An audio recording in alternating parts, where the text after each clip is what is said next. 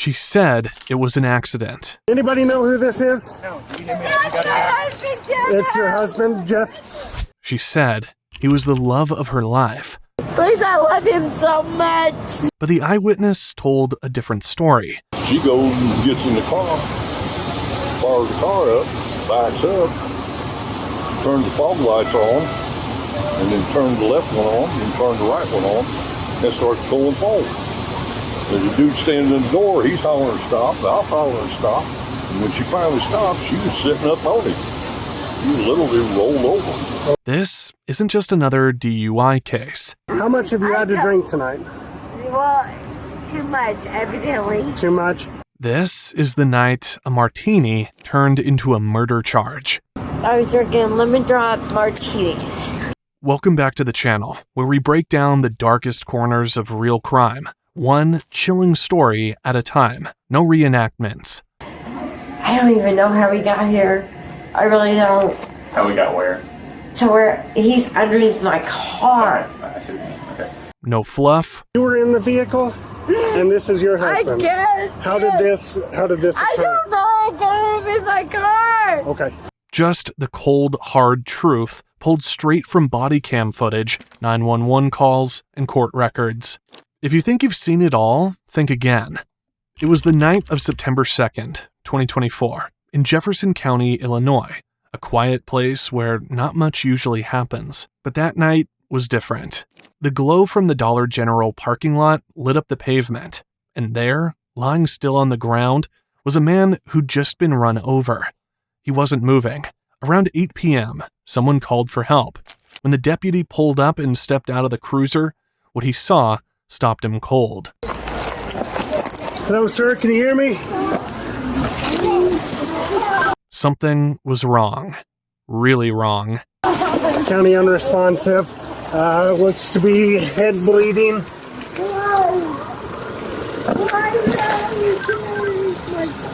County 894, head bleeding and arms twisted up behind. The man wasn't responding. There was blood near his head. This wasn't just a fender bender. The man was in dire need for help. He wasn't breathing right. The deputy knelt down and looked under the front of the car. There was no easy way to move him, but they needed to get him out fast. All right, hang on. Let me try and find a jack.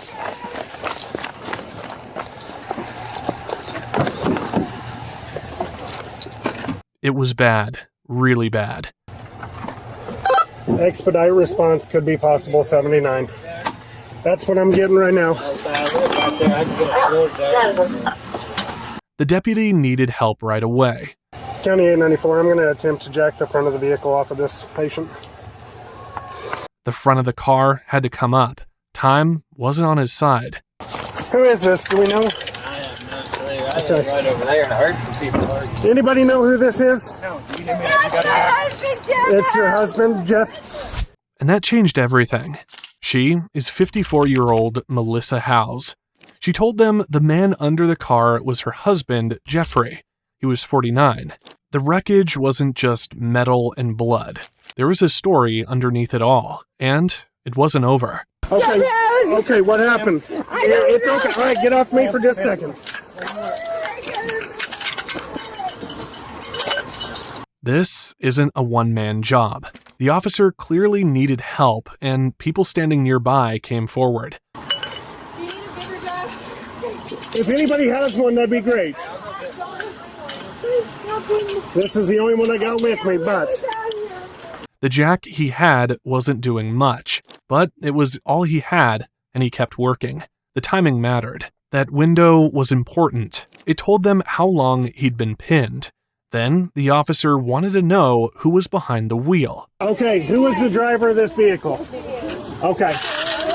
Who was driving? You? Okay. All right, just stay put. I'll have to get your information here in just a minute, okay? Turns out, it was the wife. She was the driver.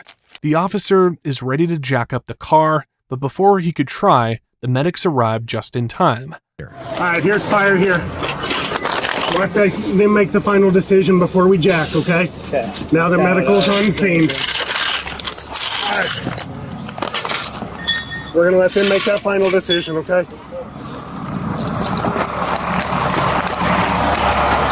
The injuries were worse than expected. So we have back of the head trauma. You want me to jack this vehicle off of him? Okay. You want me to jack this vehicle off of him? Back of the head wound. He's wrapped up under there. Non-responsive. Large pool of blood. Yeah, but let's start trying to get off him. All right. All right, we're going. The officers moved carefully. We're going to go right there, okay? Make sure I don't bump him. Yep, you're good. Okay, going up. Tell me if anything starts creaking or weird. The officer then stands up to jack up the car. All right, I'm not going to be able to see, so I'm trusting you guys. You're off the ground on this. Off the ground? Am I off of him? Oh, sorry. Did not mean to bump you.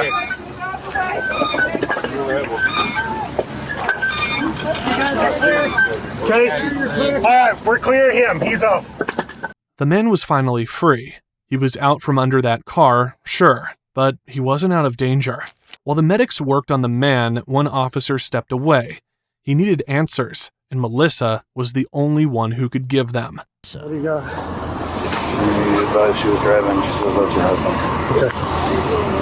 I didn't get her name. She said her ID's in the car. It was hysterical, but she smells pretty Okay, so strong. DUI. Melissa was clearly slurring. Is this a DUI? To top it all off, this vehicle matched an earlier call. The sheriff recognized the Jeep. It looked like the same one spotted earlier at a bar called Frosty's. I think this is the same Jeep Matt Vernon was looking for. One of the PD guys said that they gave that plate. Okay, DUI fatal. She needs to get. We're gonna have to get blood and urine.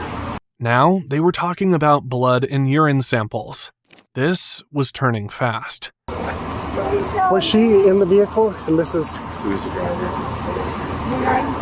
Please help me. So you were in the vehicle, and this is your husband. I guess. How did this occur? I don't know. I got him in my car. Okay.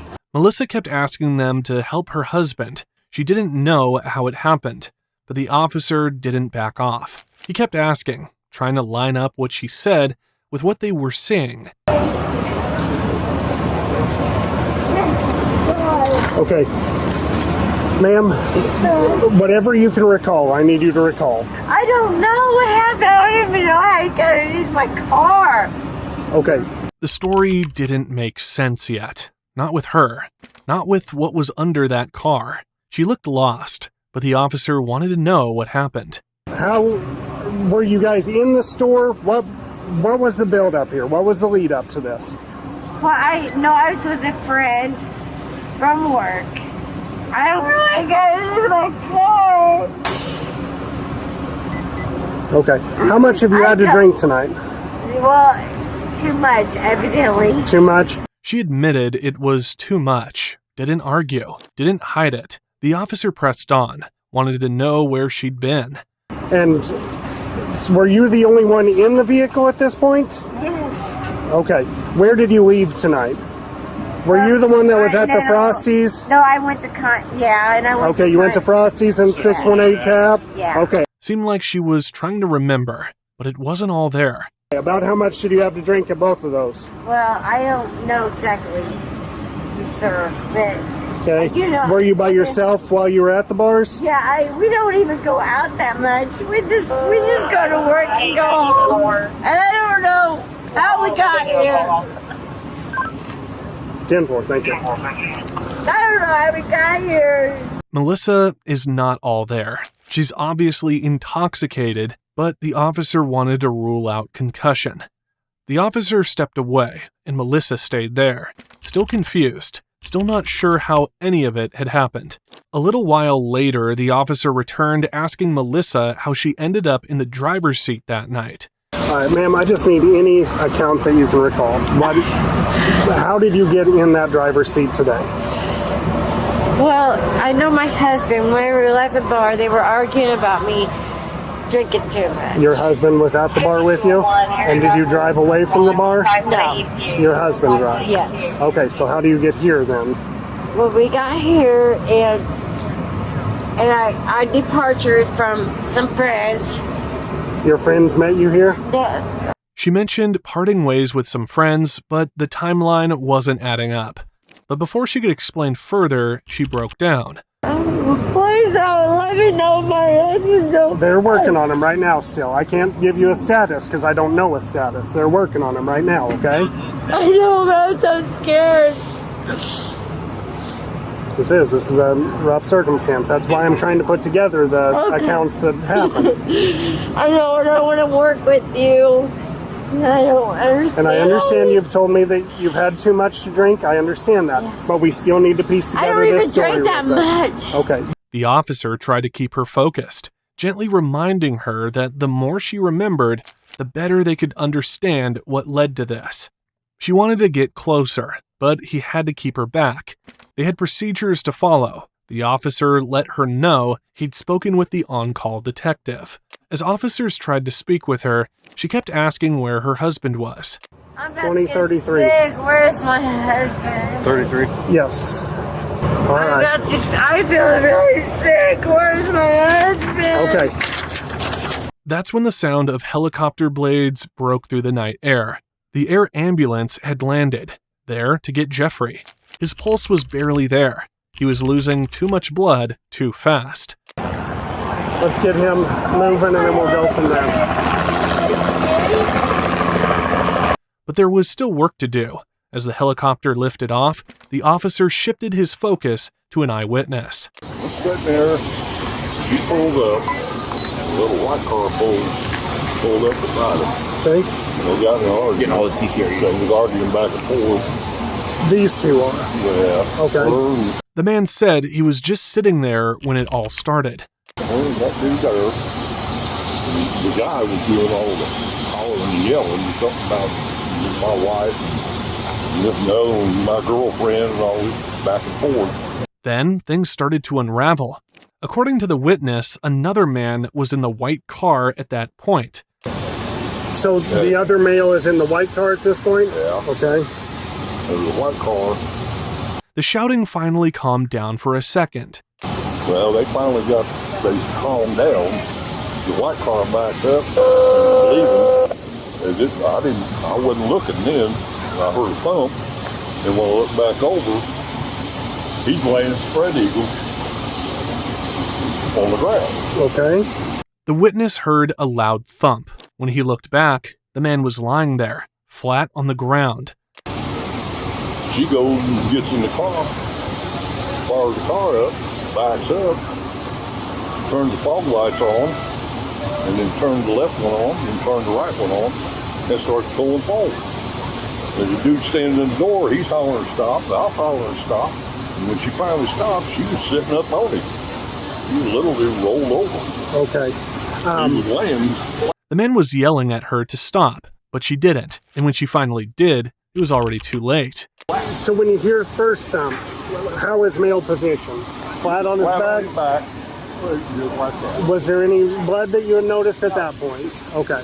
No, he didn't start bleeding until she went over it. Okay. It wasn't just blood. There was a snap. The witness said he heard something crack. Okay. She rolled up on him. I heard his right leg pop. Yeah. Okay. He was still hollering, and she finally stopped. He was sitting up on his left leg. Right. And it already rolled him halfway over. Okay. He was under the undercarriage. The witness said there was another car on scene when the shouting started. A man had offered to drive Melissa and Jeffrey home from the bar. It was supposed to be a helpful gesture, nothing more. But somewhere along the way, Jeffrey grew suspicious. The witness saw Jeffrey accuse the driver, his ride home, of sleeping with his wife. That's when everything changed. Words turned into yelling, and yelling quickly turned into something more physical. The driver, not wanting things to get worse, decided to leave, leaving Melissa and Jeffrey all alone in the parking lot. As officers tried to make sense of that part of the night, they circled back to Melissa for more details. Melissa? Yes. So who was the guy in the white car? White cars. He said he heard your husband and somebody else arguing. Who's your husband arguing with? The only person I could think of is that I work with. Okay. That's all I can. Do you know his last name? I'm trying to think. I'm so sorry. No. It's all right. We just need my to. husband. So. Next, they moved her aside for the field sobriety tests, hoping to gauge just how impaired she really was. The officer gently told her where to stand and walked her through the first steps. I know I have too much to drink to drive. That's what you're trying to discover. When it came time to follow his finger with her eyes, Melissa struggled. Her eyes didn't track the way they were supposed to. It was already clear Melissa wasn't in any condition to be behind the wheel. The officer stayed focused, asking if she understood what she was being asked to do. But Melissa wasn't listening anymore. All she wanted was to see Jeffrey. The test? She refused. With no choice left, the cuffs came out. She was told to put her hands behind her back, and she did, reluctantly. The team split up. One officer headed for the hospital, the other went to loop in a supervisor. The night wasn't over yet. Ma'am, we're going to head over to my truck over here. Where are your shoes at? I don't know. I lost them. Okay. That's when the officer realized he hadn't taken any crime scene photos yet.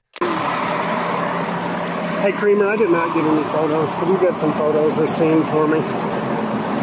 Melissa sat quietly in the back of the patrol car as they pulled away from the scene. When they arrived at the hospital, a nurse met them in the corridor and quickly pointed the way. Jeffrey Howes, her husband, was airlifted to another hospital, but even with the rush and the emergency, it was too late. His injuries were just too much. He didn't make it. They hit more than one bar. Witnesses would later confirm that both of them had been cut off at two separate places. Somewhere between their final round and the drive home, things turned volatile. The argument didn't stay behind at the bar. It followed them into the parking lot of the dollar store. The security camera captured what words couldn't. It showed the two of them by a white car arguing. Jeffrey stood in front of the car, trying to get her attention. Melissa climbed into the driver's seat, turned on the lights, backed up just slightly, and then drove forward. He didn't move in time. The impact was brutal. When officers arrived, they immediately noticed signs of intoxication. She was arrested on the spot, charged with aggravated DUI involving death, and taken to the Jefferson County Justice Center. She remains behind bars at the Jefferson County Jail, waiting for her transfer. The white car is gone. The arguments are over, and the silence she's left with will last a very long time. It didn't take a gun, a knife, or a long history of violence. It just took one drink too many, and one decision she couldn't take back. Thanks for watching the channel. If this story stopped you in your tracks, share it. Let someone know how quickly one bad night can change everything. Subscribe if you haven't already, and hit the bell so you never miss a new video.